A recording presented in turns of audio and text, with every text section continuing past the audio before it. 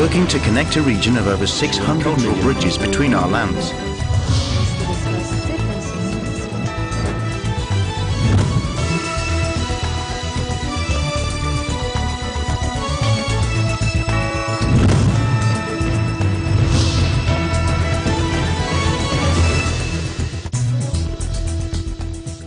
Hello and welcome to ASEAN in Focus. I'm Maricar Velasco, delivering to you the latest news in and around the ASEAN region. On today's headlines,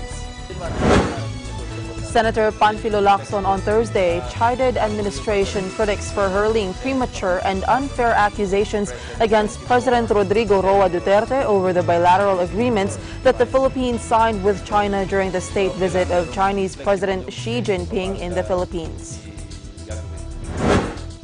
Kuala Lumpur-based Common Ground is poised to invest between $10 million to $15 million to open 10 co-working space hubs in Metro Manila. And the Philippines is hosting the second Southeast Asia Video Festival for Children this November 22 to 24, where the highest honor for children's media in the professional and amateur categories will be awarded.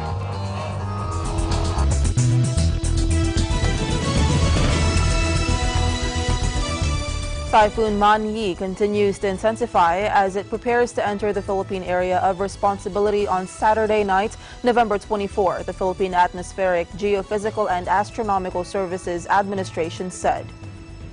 According to Hener Quitlong, Pag-asa weather specialist, as of 3 a.m., the center of Man-yi was located 1,400 kilometers east of southern Luzon, packing maximum sustained winds of 145 kilometers per hour and gustiness of up to 180 kilometers per hour. It is moving west-northwest at 25 kilometers per hour as it traverses waters where it gets its strength, Quitlong said. So far, Quitlong said Man-yi, which will be named Tomas once it enters PAR, is not forecast to make landfall but may affect seas in the eastern side of the country. Senator Panfilo Lacson on Thursday chided administration critics for hurling premature and unfair accusations against President Rodrigo Roa Duterte over the bilateral agreements that the Philippines signed with China during the state visit of Chinese President Xi Jinping in the country. He says he thinks it is unfair, to say the least, to accuse President Rodrigo Roa Duterte of having sold out to the Chinese until and unless the executive makes public the MOUs and MOAs signed during the Chinese president's visit. It is premature to draw conclusions like what the usual critics have already made. He cited as example the joint oil and gas exploration deal that critics immediately tagged as disadvantageous to the Philippines. On Wednesday, Senator Risa Hontiveros released a statement alleging that Duterte failed to assert the country's sovereignty and the Constitution in the West Philippine Sea when he signed the Joint Maritime Exploration Agreement. Hontiveros based her statement over a supposedly leaked copy of the agreement. The opposition lawmaker said that if the leaked document is proven to be authentic, the Philippines is in a very disadvantageous position due to, among others, the absence of a 60-40 equity agreement and the presence of a confidentiality clause. Lacson, however, pointed out that the MOU signed is just the prelude to the actual negotiations that would follow and thus would be bereft of details. He said it's a mere convergence of will or desire between parties to follow a common line of discussion. There are no details yet and no numbers have been discussed as of the moment. And for critics who have been egging the Duterte administration to be transparent on its dealings with China, the lawmaker said that they will just have to wait for Malacanang to release the documents. He said the visit has just concluded and should just wait for the release of the documents. Besides the joint maritime oil and gas exploration deal, other agreements covering infrastructure development, agriculture, education, and information and communication technology were inked during Xi's visit.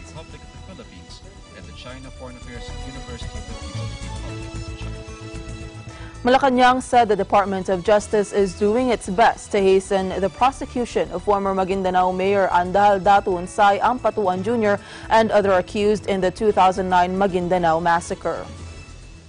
Presidential spokesperson Salvador Panelo made this remark as relatives of 58 people who died in one of the most gruesome killings in the country continue to seek for the conviction of Ampatuan and other accused 9 years after the massacre took place.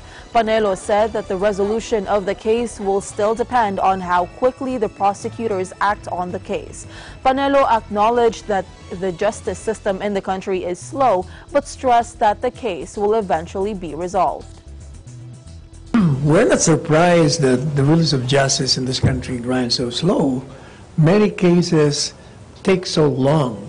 But what is important to us is justice will prevail. Rule of law will have to be observed, regardless of who the persons are involved in any particular case. The DOJ is the one responsible for prosecuting the case, and so it is doing its job, its level best, to speed up the prosecution of the case. Earlier, President Rodrigo Duterte gave a marching order to speed up the prosecution of the suspects and to have convictions possibly within this year, amid media reports saying that some witnesses have recanted their testimonies against Ampatuan. Malacanang assured that the case against him remains strong. On November 23, 2009, a total of 58 people, 32 of whom were members of the press, were killed in a massacre described as the deadliest attack on journalists in history. The Ampatuan clan has been accused of masterminding the massacre to derail the political plans of rival and incumbent Maguindanao Governor Ismael Mangundadatu for the 2010 elections.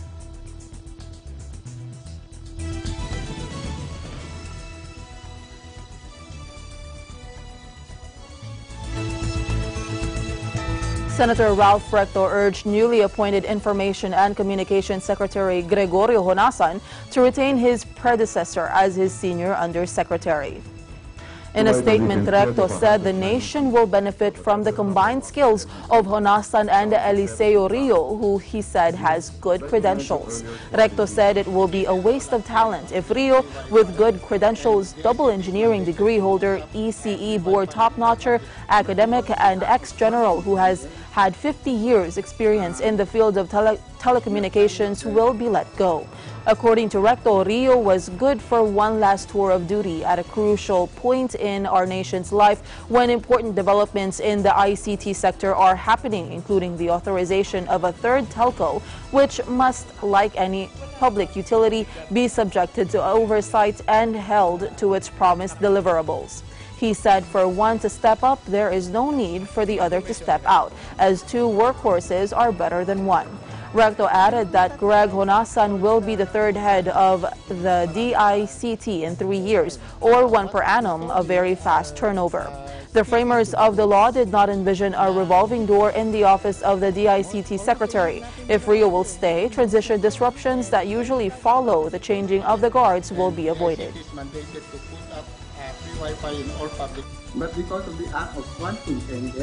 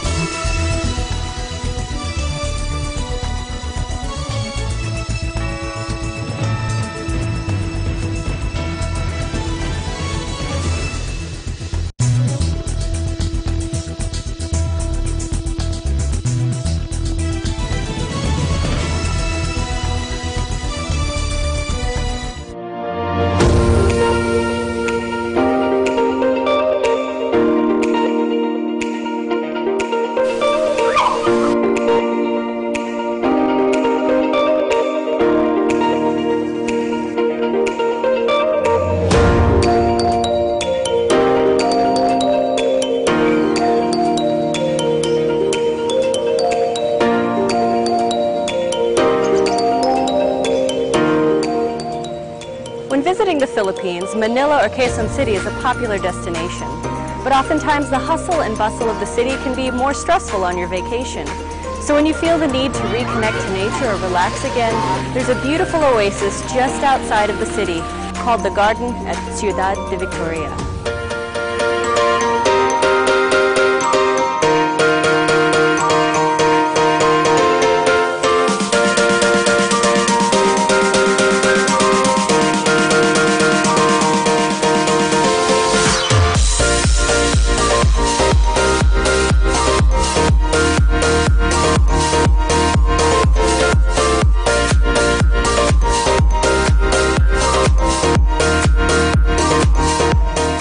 Some of the species that you can see here include hydrangea, snapdragon, and stargazers. They're truly beautiful.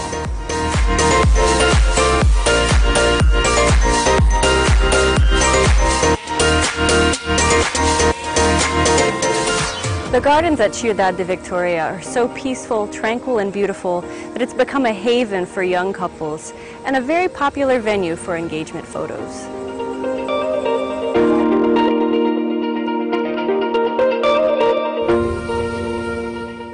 The next time you want an escape from the big city, the garden at Ciudad de Victoria is a wonderful place to visit.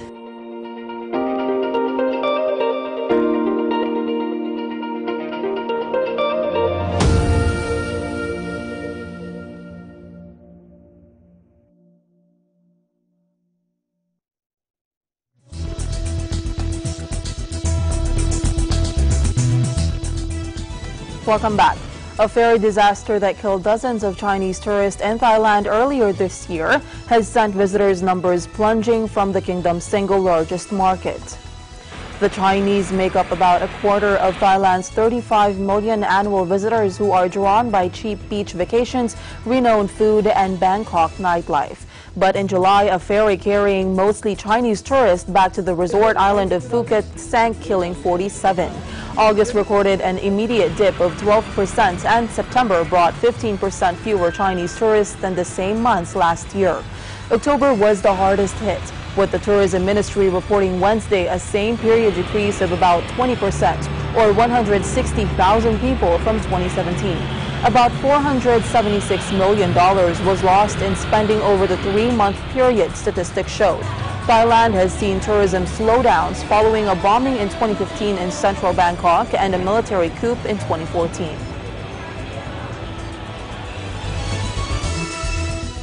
The Department of Foreign Affairs on Thursday warned Filipino job seekers anew against human trafficking syndicates based in Dubai that have been illegally deploying Filipinos to Iraq. The advisory was issued after the Philippine Embassy in Baghdad rescued two more Filipinas from the southern province of Basra. DFA Assistant Elmer Cato said a local anti-human trafficking group helped with the rescue. The trafficking syndicates have been luring victims by offering to advance the cost of their travel to Dubai, where high-paying jobs are supposed to be waiting for them. The victims enter Dubai using tourist visas and are then made to work without pay, supposedly as part of their training. Once their visas are about to expire, Cato said the victims are told to accept jobs in Iraq or pay the syndicates the $3,000 they supposedly spent for their deployment. The Filipino victims were trafficked through Erbil in the Kurdistan region of Iraq and then smuggled to Baghdad or Basra. The embassy, for its part, reminds Filipinos that a deployment ban remains in effect over Iraq. It also warned Filipinos who enter Iraq without visas that they face imprisonment and hefty penalties if caught. Filipinos who want to work abroad are advised to first check job offers with the Philippine Overseas Employment Administration. Kuala Lumpur-based Common Ground is poised to invest between $10 to $15 million to open 10 co-working space hubs in Metro Manila. This was disclosed by Common Ground co-founder and Chief Executive Officer Jun Teo during the launching of its first co-working facility in the country, located at the 29th floor of Arthland Century Pacific Tower in Bonifacio Global City, Taguig City. Teo said the company targets to set up bigger co-working spaces within Metro Manila in the coming year. According to Common Ground, Ana Lucia Aguilia, the pioneer branch in the Philippines, has a total area of 2,300 square meters that can accommodate 350 people. Aguilia mentioned that until early next year, Common Ground will open its new hubs in the central business districts of Ortigas and Makati.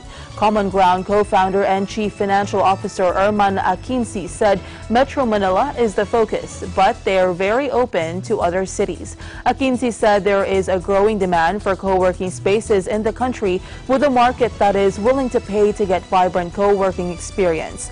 Theo likewise echoed that the demand for shared offices and flexible working space is rapidly growing, particularly in Southeast Asia. A study shows office space developers globally allocate 2% of its total area as co-working space. It is expected to grow to 30% by 2030, as per Theo. However, he adds, demand for co-working spaces in Southeast Asian markets will be even higher than the global figures, with a fast economic growth in the region.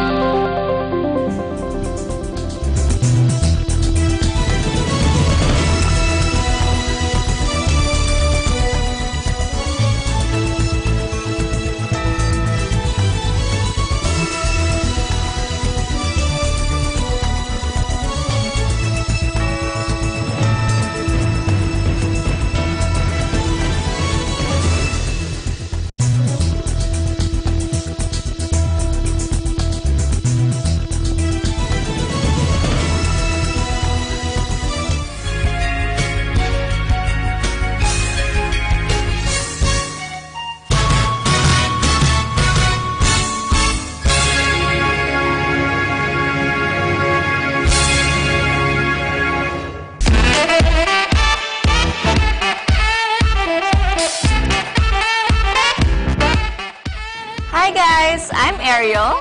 And I'm Kenneth, and we're your new hosts for The Break Room. So please watch us every Monday at 7:30 to 8 in the evening. We are one with 25.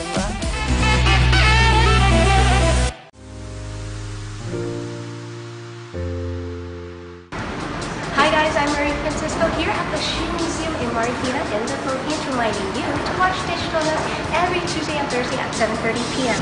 And I am one for 25.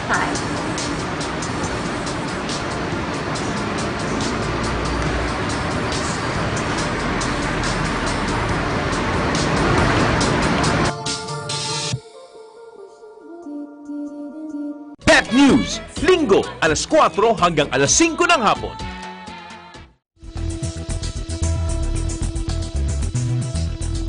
Welcome back. Worried by the creative constrictions of junta-run Thailand, Palme d'Or winning director Apichatpong Wirisasethakul is making his next feature in Colombia with Tilda Swinton, but promises to bring his key themes, ghost, memory, and politics with him.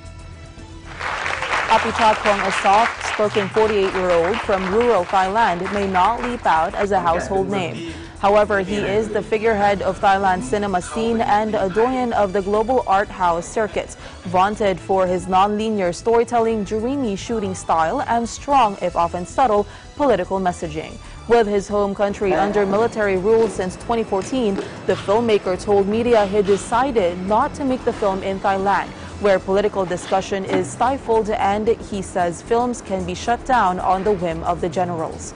Apichatpong says to make a movie without addressing the urgent issues of the kingdom's politics would be to undermine his role as a filmmaker. Military rule has suffocated artistic expression in Thailand, but with elections slated for early next year, a creative kickback is emerging from documentaries to rap and graffiti. Yet for film, the road ahead is long.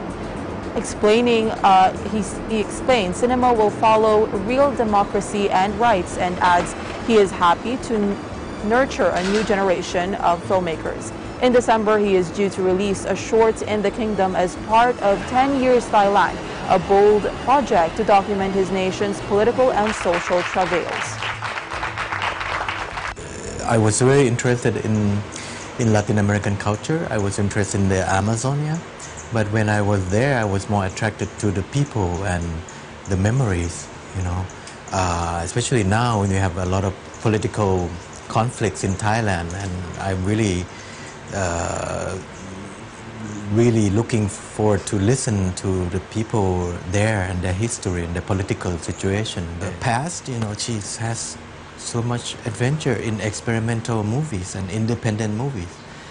And for me, that's really important because she embodies this memory of mine too, watching movie that she was in, and changed me. The Philippines is hosting the second Southeast Asia Video Festival for Children this November 22 to 24, where the highest honors for children's media in the professional and amateur categories will be awarded. For this year's competition, Net 25 Kids Kid Cuento, Everyone Can Be a Hero, is a finalist representing the Philippines for the professional non-fiction category for ages below 7. Other categories are those for professional non-fiction for preteens and for teens, and professional fiction categories for preteens and teens.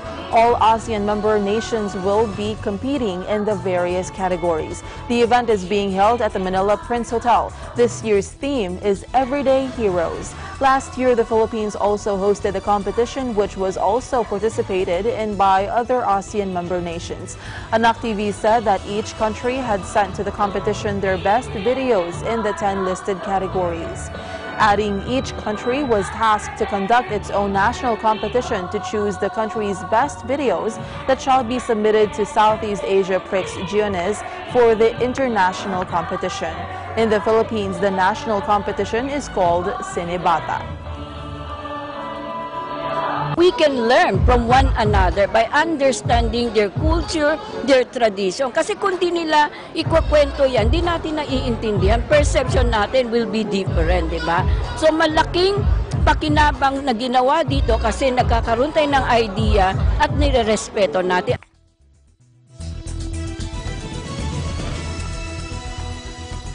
And that is the latest news in the Southeast Asian nations. Stay updated about the ASEAN region. I'm Maricar Velasco, and I am 1 with 25.